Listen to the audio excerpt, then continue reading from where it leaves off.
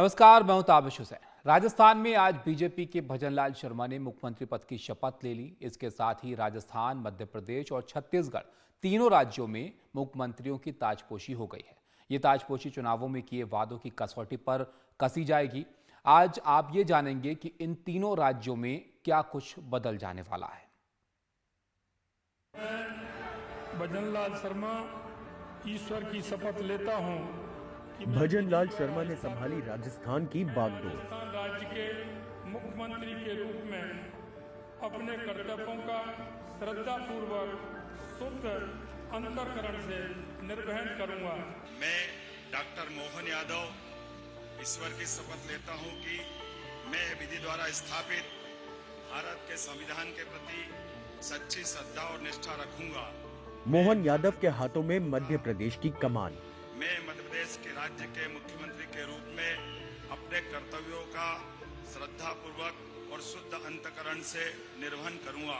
मैं विष्णुदेव साय ईश्वर की शपथ लेता हूं कि मैं विधि द्वारा स्थापित भारत के संविधान के प्रति सच्ची श्रद्धा और निष्ठा रखूंगा। विष्णुदेव साय को मिला छत्तीसगढ़ का राज्य। मैं छत्तीसगढ़ राज्य के मुख्यमंत्री के रूप में अपने कर्तव्यों का अनुराग या द्वेष के बिना सभी प्रकार के लोगों के प्रति संविधान और विधि के अनुसार न्याय करूंगा। उत्तर भारत के इन तीनों राज्यों के मुख्यमंत्रियों ने अपना अपना कामकाज संभाल लिया है। अब सवाल है कि इनके राज में क्या क्या बदलने वाला है। पूरे प्रदेश में ऐसे सारे विभागों को दक्षता से काम करना की जरूरत रहेगी जो सारे इस दायरे में आते हैं। तो स्टेट गवर्नमेंट ये माननीय प्रधानमंत्री जी के अद्वितीय अभियान का स्वागत करती है और हम सब मिलकर के उन पूरे अभियान को सार्थक करेंगे। कांग्रेस तमाम लोक लुभावन वादों के साथ चुनाव मैदान में उतरी थी, लेकिन जवाब में बीजेपी भी वैसे ही वादों के साथ आई। राजस्थान में कांग्रेस की गहलोत सरकार ने चिरंजीवी स्वास्थ्य बीमा योजना की सीमा 50 लाख कर दी थी। उसी तरह सस्ते गैस सिलेंडर देने का भी वादा किया था, लेकिन उन योजनाओं पर बीजेपी का महिलाओं की सुरक्षा की गारंटी भारी पड़ गई। बीजेपी ने हर जिले में एक महिला स्टेशन खोलने और हर पुलिस स्टेशन में एक महिला डेस्क बनाने का वादा किया। सभी प्रमुख शहरों में एंटी रोमियो स्क्वाड बनाने का वादा किया। गुलाबी बसें चलाने का वादा किया जो सिर्फ महिलाओं के लिए होंगी। इनके अलावा लाडो प्रोत्साहन योजना के जरिए बेटी पैदा होने पर 2 लाख बचत बॉन्ड देने का भी वादा किया। इन योजनाओं का बीजेपी को भरपूर फायदा मिला। कम से कम 50 सीटों पर महिला वोटरों ने ही गहलोत की लुटिया डुबो दी और भजनलाल शर्मा के लिए सत्ता का रास्ता खोल दिया। राजस्थान हमारा अग्रणी प्रदेश हो, इससे ठाकुर जी से प्रार्थना की है और माननीय हमारे यशस्वी प्रधानमंत्री जी की जो उन्होंने गारंटी दी है वो निश्चित रूप से पूरे राजस्थान के अंदर जाएंगे। उसी तरह छत्तीसगढ़ में भी कांग्रेस के वादों पर बीजेपी भारी पड़ गई। कांग्रेस ने प्रति एकड़ 20 क्विंटल धान 3200 रुपए प्रति क्विंटल खरीदने का वादा किया था, तो बीजेपी ने प्रति एकड़ 21 क्विंटल धान मगर 3100 रुपए प्रति क्विंटल के हिसाब से खरीदने का वादा किया। कांग्रेस ने गैस सिलेंडर पे 500 रुपए सब्सिडी देने का ऐलान किया, तो महिलाओं को रिझाने के लिए बीजेपी ने महतारी वंदन योजना के तहत विवाहित महिलाओं को 12,000 रुपए सालाना सहायता देने का ऐलान किया। कांग्रेस ने तेंदू पत्ता 6,000 रुपए प्रति बैग देने का वादा किया, जबकि बीजेपी ने 5500 रुपए प्रति बैग का ऐलान किया। कांग्रेस और बीजेपी दोनों ने ही भूमिहीन किसानों को 10,000 रुपए सालाना सहायता देने की घोषणा की। 15,000 रुपए सालाना छत्तीसगढ़ की सरकार हर बैंक अकाउंट में डालेगी। फिर से दोहरा देता हूं, कांग्रेस और बीजेपी दोनों के एक वादे एक सरीखे रहे, लेकिन छत्तीसगढ़ ने यकीन बीजेपी के वादों पर किया, बल्कि प्रधानमंत्री मोदी के दी हुई गारंटी पर। देश के हर भ्रष्टाचारी को एक बात कान खोलकर सुन लेनी चाहिए, वो अगर भ्रष्टाचार की गारंटी है तो मोदी भ्रष्टाचार पर कार्रवाई की गारंटी है। के मन में, मोदी के मन में बसे एमपी, एमपी के मन में मोदी।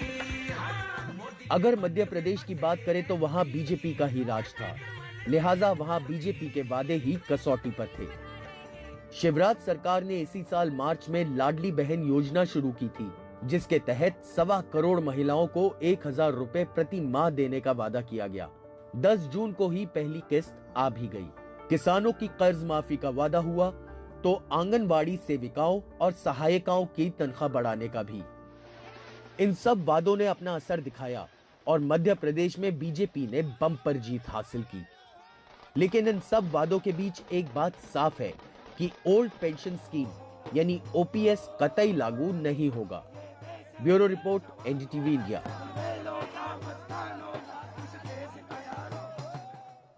उत्तर भारत के तीनों राज्यों छत्तीसगढ़, मध्य प्रदेश और राजस्थान में बीजेपी की जीत एक नए इम्तिहान की चौखट पर खड़ी है। बस चंद महीनों के अंदर लोकसभा के चुनाव होंगे। जिस तरह तीनों राज्यों में बीजेपी ने बिल्कुल नए चेहरों को मुख्यमंत्री बनाया है, उससे ये सवाल उठता है कि ये लोग लोकसभा चुनाव में जीत की कितनी गारंटी बनेंगे। मैं भजनलाल शर्मा ईश्वर की शपथ लेता हूं, भारत के संविधान के प्रति सच्ची श्रद्धा और निष्ठा रखूंगा। शुक्रवार को जब भजनलाल शर्मा ने राजस्थान के मुख्यमंत्री पद की शपथ ली, तो ये राज्य में बीजेपी नेतृत्व की तीसरी पीढ़ी का आगाज था। बीजेपी के पहले मुख्यमंत्री भैरव सिंह शेखावत थे, फिर वसुंधरा राजे का दौर आया और अब भजनलाल शर्मा। शर्मा के सामने शेखावत और वसुंधरा से बड़ी लकीर खींचने की चुनौती है। फिलहाल तो वो शुक्राना अदा करके चले गए। संतों का आशीर्वाद भी लिया है, गुरुजी हैं उनका आशीर्वाद लिया है। मैंने राजस्थान हमारा अग्रणी प्रदेश हो, इससे ठाकुर जी से प्रार्थना की है और माननीय हमारे यशस्वी प्रधानमंत्री जी की जो उन्होंने गारंटी दी है वो निश्चित रूप से पूरे राजस्थान के अंदर जाएंगे। वैसे बीजेपी के आला कमान तो यही चाहेंगे कि 2024 में राजस्थान में बीजेपी फिर से 25 में 25 सीटें जीत ले और मुख्यमंत्री भजनलाल वहां की जनता से कहें थैंक यू।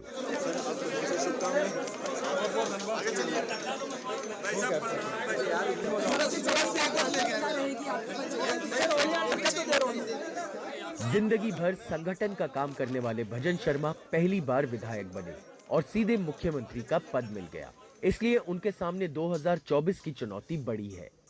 वैसे बीजेपी ने तीनों राज्यों छत्तीसगढ़, मध्य प्रदेश और राजस्थान में विजय हासिल करने के बाद जिस तरह से मुख्यमंत्रियों का चयन किया, वो नए सियासी और चुनावी समीकरण की तरफ इशारा कर रहे हैं।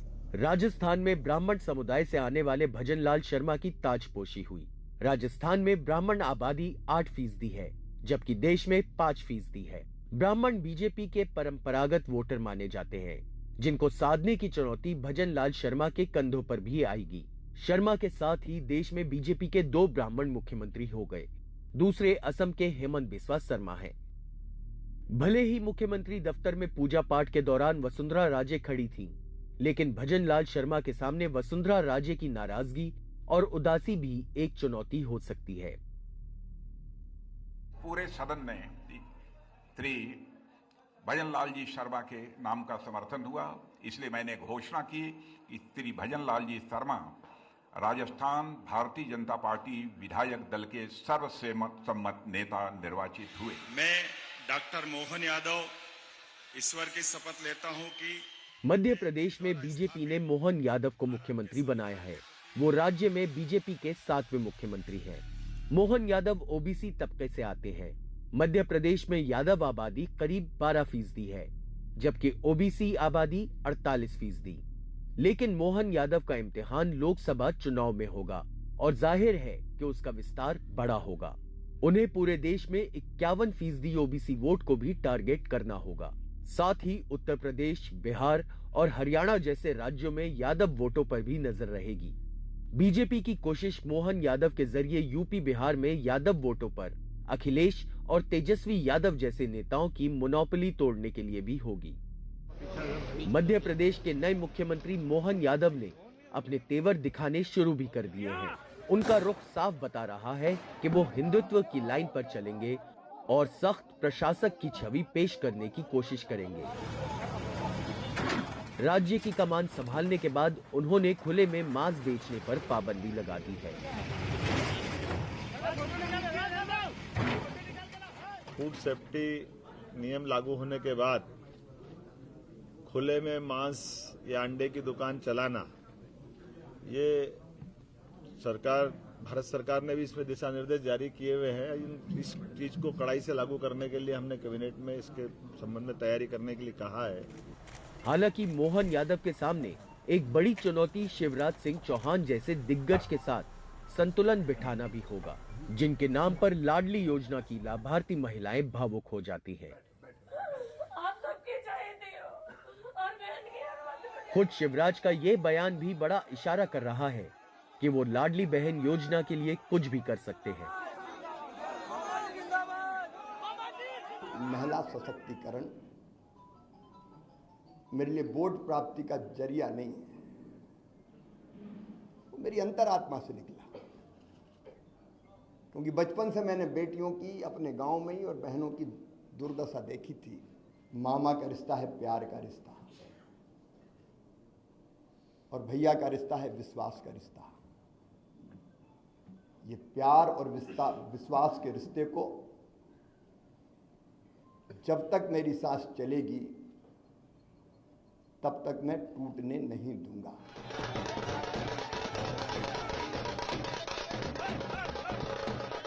बीजेपी ने सबसे पहले छत्तीसगढ़ में ही चौंकाया था, जहां विष्णुदेव साय को अपना नेता चुना।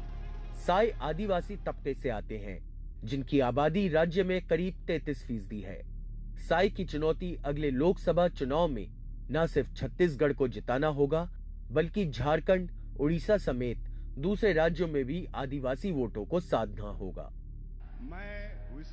आदिवासी वोटों की कीमत बीजेपी बहुत अच्छे से समझती है, क्योंकि 2014 में झारखंड में जीत के बाद बीजेपी ने उस आदिवासी बहुल राज्य में एक ओबीसी को मुख्यमंत्री बनाया था।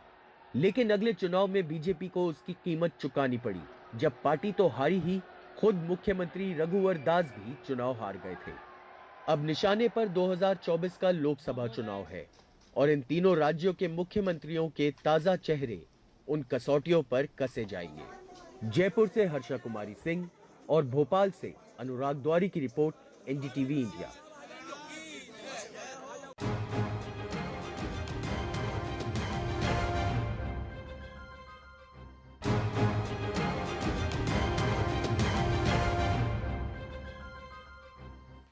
तो हम बात कर रहे हैं कि इन 3 राज्यों में जहां पर हाल ही में नतीजे आए, वहां पर सरकारें बदली, वहां पर क्या कुछ और बदलने वाला है। तो यहां पर 100 क्षेत्रीय क्षत्रपों की एक अकेले मोदी की तीनों राज्यों में सभी सीटें जीतने की चुनौती है। मोदी ऐलान कर चुके हैं कि फिर से हैट्रिक होगी। बेशक राजस्थान, मध्य प्रदेश और छत्तीसगढ़ जीतकर बीजेपी ने 2024 में लोकसभा चुनावों के लिए कांग्रेस और विपक्ष पर एक मनोवैज्ञानिक बढ़त ले ली है, लेकिन विधानसभा से लोकसभा चुनाव के बीच अभी 4 महीने का फासला है। 2019 के लोकसभा चुनावों में बीजेपी ने राजस्थान में 25 की 25 सीटें जीत ली थी। मध्य प्रदेश में भी 29 में से 28 सीटें बीजेपी ने ही जीती थी, जबकि छत्तीसगढ़ में 11 में 9 सीटें बीजेपी की झोली में गई थीं। यानी 65 सीटों में बीजेपी ने 62 सीटें जीती थी। वो नतीजे तब आए थे जब बीजेपी 2018 में 2 राज्यों मध्य प्रदेश और राजस्थान में सत्ता गंवा चुकी थी। लेकिन इस बार तीनों राज्यों में शानदार जीत के बाद बीजेपी के इरादे 65 में से 65 सीटें जीतने की होगी। जाहिर है कि बीजेपी अपने तीनों मुख्यमंत्रियों से आगे प्रधानमंत्री नरेंद्र मोदी के नाम पर ये कमाल करने की उम्मीद रखती होगी। और कुछ लोग तो कह रहे हैं कि आज की इस हैट्रिक ने 24 की हैट्रिक की गारंटी दे दी है। ईश्वर की शपथ लेता हूं यानी तीनों राज्यों में तीनों नए चेहरे के बावजूद इन राज्यों में लोकसभा के वक्त असली चेहरा तो प्रधानमंत्री नरेंद्र मोदी का ही रहेगा। वैसे रही बात चौंकाने वाली, तो प्रधानमंत्री नरेंद्र मोदी के नाम पर जीत मिली तो उन्होंने मुख्यमंत्री चुनने में कई बार चौंकाया है। गुजरात में भूपेंद्र पटेल से लेकर हरियाणा में मनोहर लाल खट्टर इसके उदाहरण हैं। Bureau report, NDTV India. तो इन 3 राज्यों में पिछली बार के लोकसभा चुनाव में बीजेपी का अच्छा प्रदर्शन रहा था। अब 3 नए मुख्यमंत्री हैं तो इनके कंधों पर बड़ी जिम्मेदारी होगी। बीजेपी इनसे उम्मीद करेगी उस प्रदर्शन को दोहराने की। फिलहाल इसी के साथ इस बुलेटिन में इतना ही। यहाँ पर एक ब्रेक के लिए हम रुकेंगे। ब्रेक के बाद भी खबरें जारी रहेंगी। नमस्कार।